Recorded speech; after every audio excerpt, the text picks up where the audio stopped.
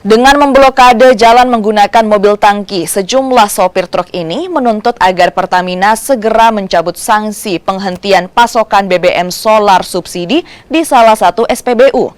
Sejak diberi sanksi penghentian penyaluran BBM solar bersubsidi di salah satu SPBU, para sopir truk ini mengaku kesulitan mendapatkan solar BBM bersubsidi sehingga mereka harus mencari SPBU yang lain yang menyediakan solar BBM bersubsidi.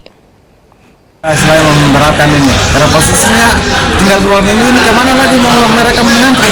Jadi mereka tetap ikuti itu. Kesepakatan tadi. Itu yang di sana bang, apa-apa saja kesepakatannya bang? Jadi kesepakatannya teman-teman itu, mereka tetap mengharapkan cepat dibuka di SPBU Martado.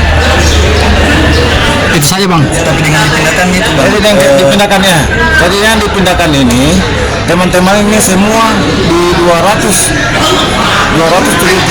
unit kendaraan ini yang pada habis semua tadi, tetap mereka diarahkan ke sana ke SPBU Rabat.